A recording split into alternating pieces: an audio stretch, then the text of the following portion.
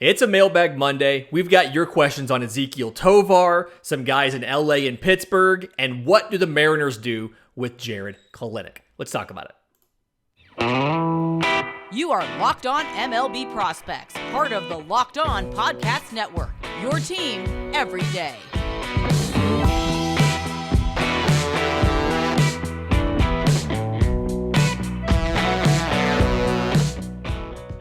Yes, welcome on in to Locked On MLB Prospects, your home for all things minor league baseball. I'm your host, Lindsey Crosby, baseball writer and podcaster. Thank you for making this your first listen every single day. And we had another prospect debut over the weekend. This one, shortstop Ezequiel Tovar of the Rockies, number one prospect for that organization. And, something where Rockies have had a rough season. That's the nicest way I can put it. Rough season. They were the only team to not make a single deal at the trade deadline. Kind of felt like a lost year with Chris Bryant's injuries and everything. So this is something that they needed. Ezequiel Tovar, you'll remember 2018 IFA out of Venezuela. Called him up. He's now played in just a couple games. But debuted against the San Diego Padres and pitcher Sean Manaea. Okay. And for the game, goes 2 for 4. But really interesting how he did it, right? So, very first at-bat, very first pitch, it's a 91-mile-an-hour sinker. Boom, single. First pitch, one swing, one hit. Next at-bat comes up, and for some reason, Manaea opens him up with a changeup. 83.7 miles an hour. Boom, single. So, first Rockies player to ever have 2 hits in his first 2 pitches. 1. And then the second professional baseball player, second MLBer since 2000 to have 2 hits on his first 2 pitches. And the other guy, probably a guy you'd never guess, Chicago White Sox pitcher Dylan Cease, who is 3 for 8 in his entire lifetime batting at the MLB level, hit 2 base hits in his first 2 pitches seen at the major league level. Just kind of a weird thing that's the other person who's done this along with you. At bat number 3, he grounded out to short. He took a 1-2 curveball. And then fourth at bat, he grounded to second on a first pitch fastball, 97 miles an hour from a reliever there. And so, yeah, he was he was on deck in the 10th inning when the walk-off hit happened. So, grand total of 6 pitches and 4 at-bats. Little bit different as far as pitch recognition. Not necessarily something you were expecting. His second game, his second game on the 24th on Saturday, struck out 3 times, went 1 for 4. But definitely something where he said, and he talked about this. He said, I'm going to be aggressive.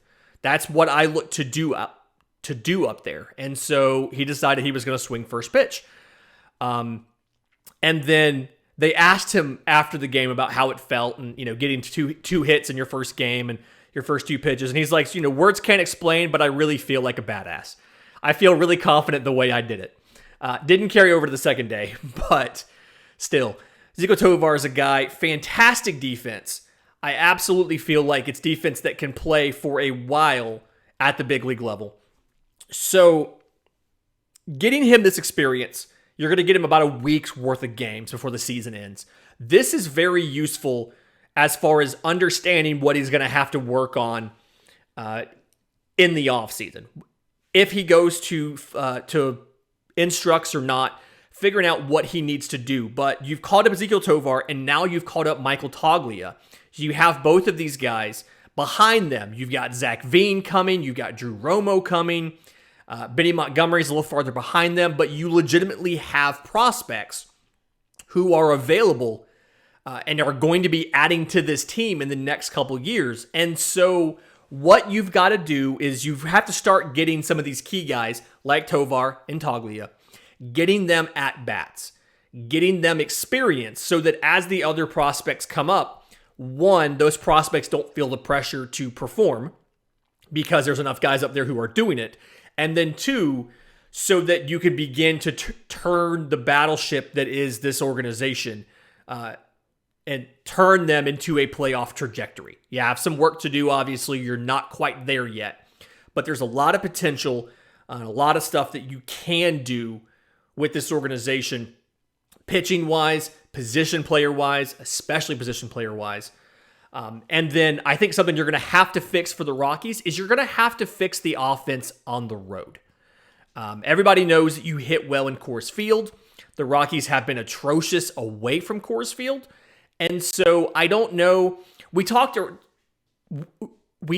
during the draft about how the Rockies drafted with a plan. They drafted pitchers whose tools, whose pitches would work well at altitude. We talked about they drafted hitters that had the raw tools to be successful. I wonder if they're doing too much to lean into performing in Coors Field, and they need to work more about what is it going to look like away from home. On the road when we don't have the benefit of the altitude and the dryness. I believe it's dry, right? I don't quite remember, but either way, the altitude. How are we getting this team prepared to perform outside of home so that we can contend? Because that's going to be one of the big things is the Rockies are going to have to perform on the road. Because if not, I mean, you're still going to hover around 500 if you can't perform on the road. Just something the Rockies have to figure out as an organization. I don't know. If I knew, I probably would have already sold that information to the Rockies and been rich. In just a minute, I want to get to, I've got questions from Barry and from Mike and from Johann about a bunch of prospects and a reminder about how early is too early to start asking questions about is a prospect going to pan out or not. But first, today's episode is brought to you by our friends at LinkedIn Talent Solutions. These days, every new potential hire can feel like a high-stakes wager for your small business. You want to be 100% certain that you have access to the best qualified candidates available. That's why you have to check out LinkedIn Jobs. LinkedIn Jobs helps you find the right people for your team faster and for free. You can create a free job post in minutes on LinkedIn Jobs and then use simple tools like screening questions to make it easy to focus on candidates with just the right skills and experience so you can quickly prioritize who you'd like to interview and hire. And that's why small businesses rate LinkedIn Jobs #1 in delivering quality hires versus leading competitors. On the flip side of this, I'm somebody who just recently got a new job thanks to LinkedIn. I knew that I could go onto LinkedIn, I could put in the parameters for the job I was looking for, the industry, whether it was remote or hybrid or in office, I could do all of that stuff.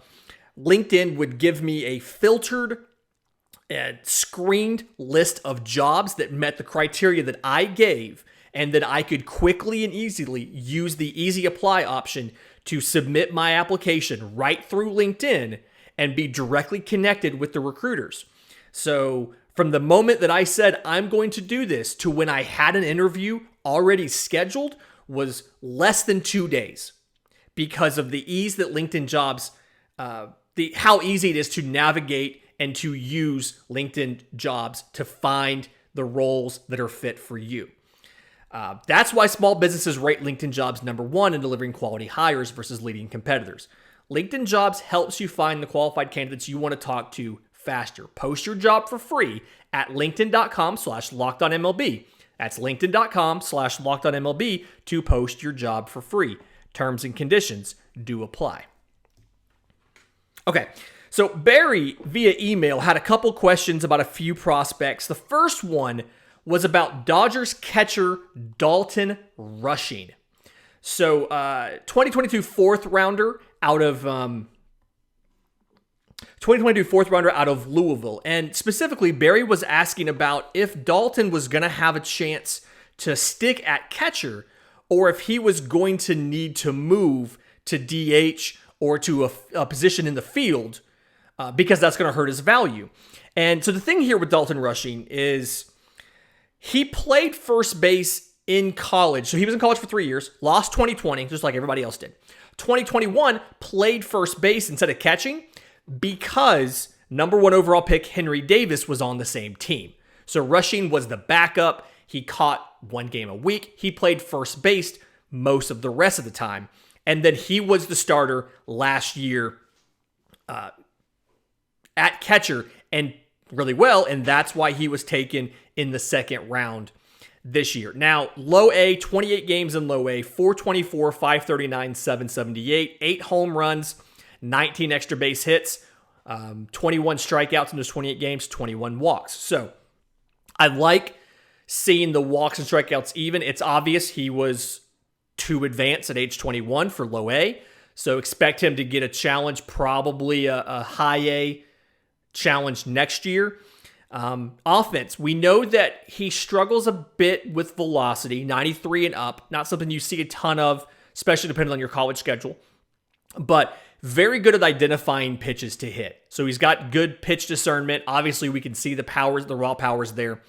Defensively, okay, plus arm strength in college, 31% caught stealing.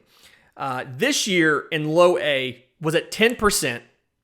And then first 12 games, he had 6 pass balls. I think the thing here, good athleticism plus arm strength, he's just raw.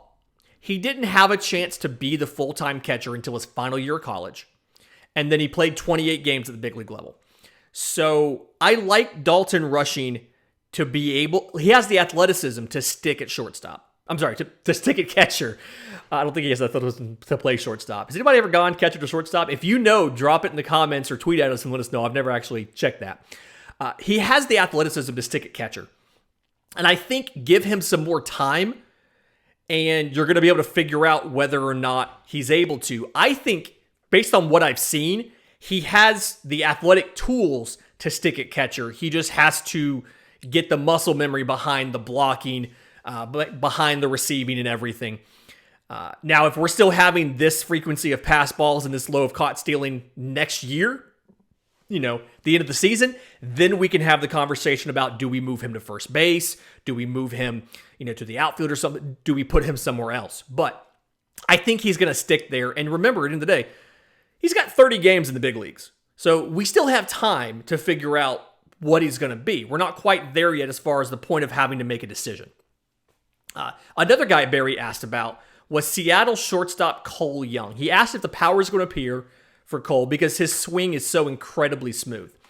And he mentioned in here that Young had some helium. He's absolutely right. 2022 first rounder, 6'1", 180 out of high school. Spent 17 games between rookie ball and low A, the Modesto Nuts. Shout out Anthony. I know you're a big fan of the Modesto Nuts. 385, 422, 538 was the slash line in low A. The combined line was 367, 423, 517. So in essence, the exact same, around the exact same between rookie ball and low A. Hit 2 home runs, a total of 4 extra base hits. So Young is a guy that I see. I think you're right, Barry, when you ask about the power coming in and where is it going to end up. I think he is the power. The ceiling seems to be a little bit limited on the power, just based on his swing, based on what he does. He's got a good rhythm to his swing. Good bat path, keeps the barrel in the zone for a long time. Can use the opposite field. Doesn't have a lot of loft to the swing. And I don't necessarily know how much additional physical projection you're going to get. He looks like physically like he's not maxed out, but he's already most of the way there. And so I absolutely see Cole Young as being one of those like higher floor, lower ceiling guys. Very good defense. Very capable, very fluid, can make all of the plays. Above average speed, not blazing, but above average is good enough. And so can make contact. I'd give him probably a 60 grade on contact. Can play defense and do all of that. I feel really good about his floor. I think his ceiling's limited off the power unless he can figure out something. Now, granted, he's 18 years old. He's got time. Maybe he does have another growth spurt in him. I don't know. Maybe he does have more physical development that we're not seeing. Can develop a little bit more, can become, can get more power. But right now, I see him as one of those gap hitters, a guy that spray the ball over the field, can play really good defense, has a high floor, but a lower ceiling because of the overall power potential.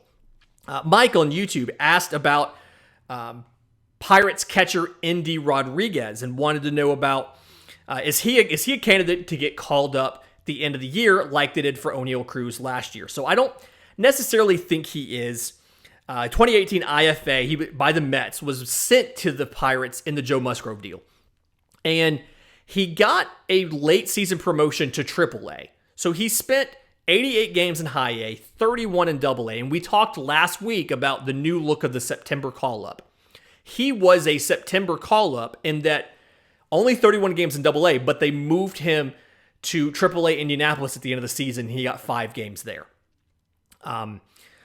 Overall slash line on the season, 124 games at the 3 levels, 322, 406, 584, 24 home runs, 67 extra base hits, 60 walks to 101 strikeouts. Offensively, absolutely looks like he's the real deal. Defensively, super athletic, very raw. The bat is there, the defense is what's lagging behind. And I think that if he can add some more strength, then you'll see the power come in. I think at the same time, he's looking to improve the blocking and improve the receiving. And I think you have time for him to work on those things while you're waiting for the power to come in. If either the power comes in sooner and you want to get his bat in the lineup, or you don't think defensively he's going to figure it out, I think you could move him to first base. I think you could move him to left field. Speed's a little bit below average, but it would be fine. Arm strength I have is just over, above average. And so you could move him to left field. You could move him to first base if you wanted to get him in the lineup. But I think give him time for his power to come in. I expect him probably to be a AA to AAA guy next year. And then also, big league level right now, you have catchers there this year. You have Jason DeLay. You have Zach Collins. I don't think that they're going to end up better than Endy Rodriguez is, but I think Rodriguez is raw enough where he needs to be in a more controlled environment that's focused on development versus winning games like the big league team is. Even though they're not playing for anything, they're still there to win games. So, like Endy Rodriguez, I like what he's doing. I don't see him getting a big league shot this year, but I see him next year as a AA to AAA guy and possibly to the bigs if he's changing positions. If he's staying at catcher, I'd like him to catch the entire season, catch 5 days a week, get that experience in either AA or AAA, and then challenge in 24 out of spring training to be your starting catcher. In just a minute, had some interesting developments in Seattle in the outfield, and former prospect Jarred Kelenic has all of a sudden become a very important player. And that is next, right here on Locked on MLB Prospects. And we're back. So, Jarred Kelenic has had an interesting and tough career. And this question comes from Johann, Mariners fan. And he asked, what do the Mariners do with Jarred Kelenic? Longer question that we're going to get into on the pod as far as some of the alternatives. Me and him went back and forth kind of discussing, Jesse Winker's defense has been tough. Kyle Lewis has been injured. Haniger's a free agent after this year. So, you might have to use him for an extended stretch. And we had this conversation before Jesse Winker got injured on Sunday. And so now it's even more important that Jarred Kelenic plays. And he's struggled so much. And Johann was asking, how many at-bats or how many months do you give him before you pull the plug? So last year, 93 games at the big league level, 181, 265, 350. This year, 43 games at the big league level, 152, 213, 328. So terrible numbers. And here's the hard part. So 2018 first rounder from the out of high school by the Mets in the Robinson Cano deal. And when they sent him over, he became immediately one of the better prospects in the Mariners system. I think he capped out at number 2 prospect in the system in 2021, was seen as the best hitter for average in the system, the best athlete in the system, has above average defense. He's playing corner more so than center field. Part of that's Julio Rodriguez. Part of that is his defense isn't as exemplary, I guess, as we initially thought it was or realized it would. And you don't have the luxury of letting him try to figure it out at the big league level. You are contending. But at the same time, in September, he's batting .375, .444, .750 since he got called back up this September. And so it's something where here's what I'm concerned about. His strikeout rate was at 38% when he got sent down last. Now in AAA Tacoma, he worked on it. He got it down to 20%. And he raised his walk rate from 7% at the big league level to 9% in AAA Tacoma. We know from last Monday's mailbag which stats in the minor leagues correlate to big league performance. We know that strikeout rate and walk rate correlate very strongly to big league performance. So I'm hesitant to think that the AAA 20% strikeout rate is who Jarred Kelenic is, because we have a large sample size of him in the bigs with a 38% strikeout rate. Now, that being said, people can improve, people can get better. Maybe he's figured something out in his swing. 22 years old, kind of had a come to Jesus moment. Maybe he's figured it out. Here's what I'm nervous about, though. He has at least 490 plate appearances at the big league level. Of the players to have 490 plate appearances at the big league level, he has the second worst batting average of any of them at the big league level, 173. Of those players, 70 players have had more than 490 plate appearances with a batting average below 200. 53 of those 70 never made it to 1,000 plate appearances. They either were sent back to the minors, they were released, they retired, they washed out. And so the odds are against Jarred Kelenic. Of the 17 that did reach 1,000 plate appearances, 10 of them were catchers. And you have it makes sense because we know that defense is important at catcher. And so we give a little grace, a little offensive grace to catchers, and we don't require them to have like a 100 WRC plus because we know that catching averages, below average, but the defense is important. It's just like at first base, we expect the baseline is 110 because we know that defense is not at a premium at first base and the offense is. So the only other one of those 17 that was an outfielder was Lewis Brinson. And for the most part, outfielders have to hit, right? And Brinson's had a career. I mean, he's played for 5 years or so. I really want to say that Jarred Kelenic is going to figure it out and become an elite outfielder, but I don't think it's going to happen. He's going to improve. We know that because he can't get much worse than where he is right now. We know he's going to improve. The question is, how far does he go? He's up right now. He looks to be pretty good. Let's hope that sticks. Let's hope that continues. I don't know if it will, but for the Mariners' sake, they need it to because they're going to be in the playoffs for the first time in a while, and they have a pretty good team, and there's a legitimate chance that they can make some hay in the playoffs. And so we need Jarred Kelenic to be average. We need average from Jarred Kelenic. If Jarred Kelenic can be average, especially losing Jesse Winker to injury, the Mariners have a chance. Really excited for this week. Lots of fun stuff coming up. We've got top 10 breakout prospects in all of baseball. We've got crossover with the Cardinals. Lots of, Arizona Fall League roster previews.